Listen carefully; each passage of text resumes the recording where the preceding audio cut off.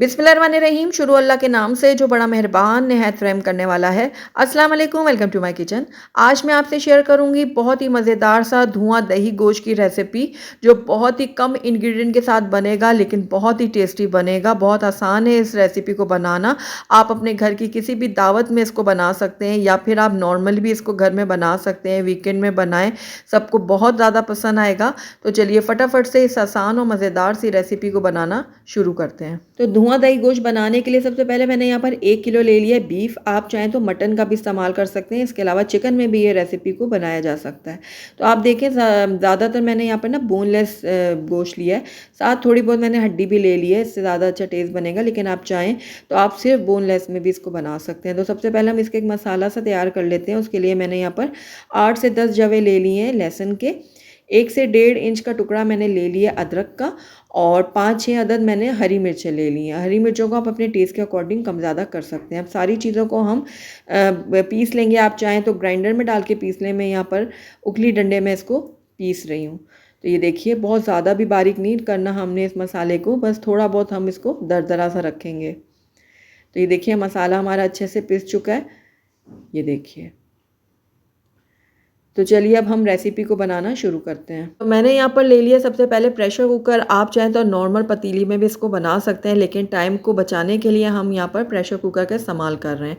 इससे रेसिपी जल्दी बन जाएगी। तो मैंने यहाँ पर सबसे पहले प्रेशर कुकर में डाल दिया गोश्त। उसके बाद जो हमने अभी मसाला पीस कर रखा था ना, वो डाल देंगे। तो मसाला ऐड करने के बाद इसके अंदर जाएगी प्याज। तो एक दरमियाने साइज़ की प्याज ली थी मैंने, वो काट के मैंने इसके अंदर ऐड कर दिए। नॉर्मल साइज़ की ये प्याज थी। उसके बाद इसमें जाएगा नमक। नमक भी आप अपने टेस्ट के अकॉर्डिंग डाल सकते हैं। मैंने यहाँ पर 1 चाय का चम्मच इस्तेमाल किया नमक। और उसके बाद 1 से 1.5 गिलास इसके अंदर मैं ऐड करूँगी पानी। तो पानी ऐड करने के बाद सारी चीज़ों को मैं एक बार कर लूँगी मिक्स।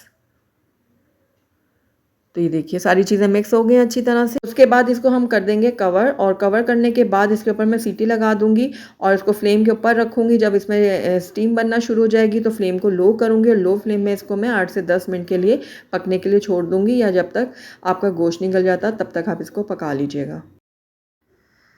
तो यहाँ पर देखिए 8 से 10 मिनट हो गए गोश्त को पकते हुए। मैंने फ्लेम बंद कर दिया था, सीटी भी उतार दी है। थोड़ी सी स्टीम निकल गई थी, तो उसके बाद मैंने ढक्कन खोल दिया और आपको चेक करवाती हूँ कि गोश्त गला है कि नहीं। तो ये देखिए, प्याज जो हमने डाले थे वो भी बहुत अच्छे से सॉफ्ट हो गए हैं, और लहसुन अदरक भी पक चुका है। तो गोश्त को भी हम चेक कर लेते हैं। ये देखिए, गोश्त भी हमारे बहुत अच्छे से गल चुका है। तो चलिए अब हम नेक्स्ट स्टेप की तरफ चलते हैं। तो यहाँ पर मैंने एक दूसरा पैन ले लिया और इसके अंदर मैं ऐड कर दूँगी गोश्त, जो अभी हमने गला के रखा था। तो ये सारा का सारा गोश्त जो है मैंने डाल दिया। यखनी हम जो है ना इसकी, वो एक तरफ रखेंगे अभी।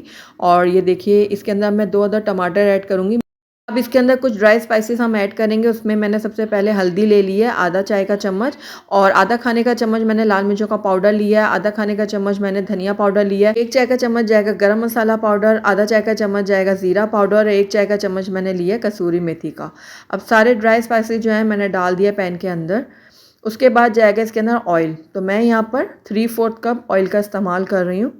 और उसके बाद जो है सारी चीज़ों को हम अच्छी तरह से कर लेंगे मिक्स। मिक्स करने के बाद इसके अंदर हम ऐड करेंगे यखनी। जो यखनी इसकी गोश्त की बची थी ना, वो सारी की सारी यखनी हम इसके अंदर ऐड कर देंगे। यखनी ऐड करने के बाद इसको मैं दोबारा से मिक्स कर लूँगी।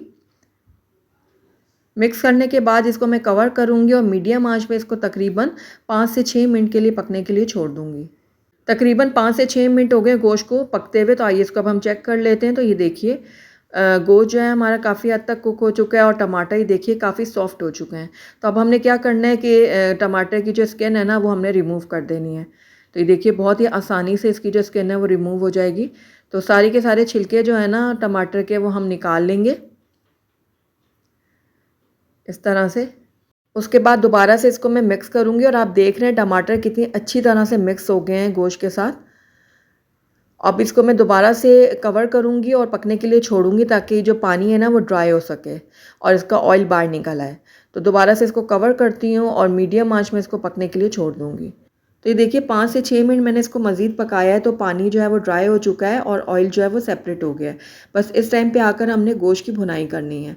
बहुत अच्छी तरह से हम गोश्त को भूनेंगे इस तरह से। तो गोश्त जो है वो अच्छी तरह से भुन चुका है, ऑयल भी बहुत अच्छे से सेपरेट हो गया है। तो बस अब फ्लेम को मैं कर दूँगी बंद और इसको कवर कर दूँगी और इसको एक तरफ रख दूँगी। अब चलते हैं हम नेक्स्ट स्टेप की तरफ। तो यहाँ पर मैंने 250 ग्राम्स ले लिया दही और इसको मैं अच्छी तरह से फेंट लूँगी।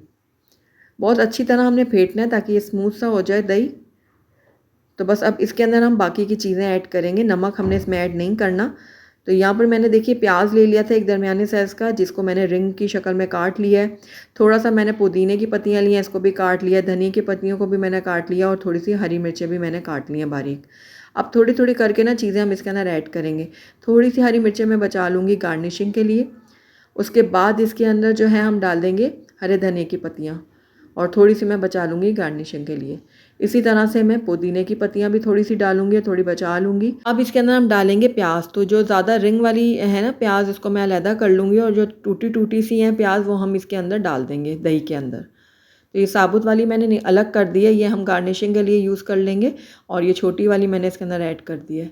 अब सारी चीज़ों को मैं दही के साथ अच्छी तरह से मिक्स कर रही हूँ, इस तरह से। तो बस ये दही हमारा रेडी है। आइए अब हम अपनी डिश को असेंबल कर लेते हैं। तो यहाँ पर मैंने एक सर्विंग बाउल ले लिया और इसके अंदर मैं डालूँगी गोश्त जो हमने अभी तैयार करके रखा था। तो जिस तरह से बिरयानी की तय लगती है ना, उस तरह से हमने इसकी तय लगानी है। तो पहले मैंने गोश्त की तय लगाई है, उसके बाद जो दही वाला मिक्सचर हमने तैयार किया था वो डालेंगे इसके ऊपर इस तरह फैलाते हुए। दोबारा से गोश्त डालेंगे और उसके बाद इसके ऊपर दोबारा से दही की हम लेयर लगा देंगे। बहुत ही मज़ेदार सी ये रेसिपी, आपने ट्राई ज़रूर करना है इस रेसिपी को। अब दोबारा से हम इसको गोश्त की लेयर लगाएंगे इसके ऊपर। तो गोश्त के हिसाब से जितना आपने तैयार किया ना, उस हिसाब से इसकी लेयर्स बन जाएंगी, तो आप वो एडजस्ट कर लीजिएगा खुद ही। तो लेयर्स सारी जो है ना वो कंप्लीट हो चुकी हैं। अब इसको हम गार्निश कर लेते हैं कुछ कटी हुई हरी मिर्च के साथ। थोड़ा सा जाएगा इसमें हरा धनिया, थोड़ी सी पुदीने की पत्तियाँ मैं इसके अंदर ऐड करूँगी। उसके बाद जो हमने रिंग काटे थे ना प्याज के, वो एक एक करके लगा दूंगी इसके ऊपर। तो गार्निश आप अपने हिसाब से कर सकते हैं जिस तरह से आप चाहते हैं। तो ये देखिए इस तरह से मैंने प्याज के रिंग जो हमने काटे थे उसकी लेयर्स लगा दी हैं। अब इसको मज़ीद फ्लेवर देने के लिए ना इसको मैं कोयले का धुआं दूंगी। तो मैंने यहाँ पर एक ले लिया है फॉइल पेपर, उसके ऊपर जला हुआ कोयला रखा है। थोड़ा सा घी या ऑयल आप डाल लें और फ़ौरन से ढक्कन बंद कर दीजिएगा और इसको हम 1 मिनट के लिए सिर्फ कोयले का धुआं देंगे। ज़्यादा देर नहीं देना, वरना हमारा जो गोश्त है ना उसमें कड़वाहट सी आ जाएगी। बस 1 मिनट के लिए मैंने धुआं दे दिया गोश्त को। कोयले को हम बाहर निकाल देंगे और ये लीजिए बहुत ही लजीज और मज़ेदार सा हमारा धुआं दही गोश्त बन के तैयार हो गया है। और आप यकीन जानिए ये इतना टेस्टी बना था ना कि मैं आपको बता नहीं सकती।